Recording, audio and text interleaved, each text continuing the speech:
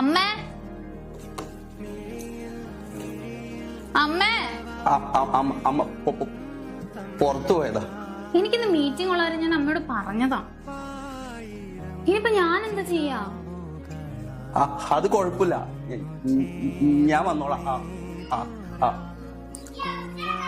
അമ്മ പറഞ്ഞിട്ടുണ്ട്, ഞാൻ വന്നോളാം. അത് വേണ്ട.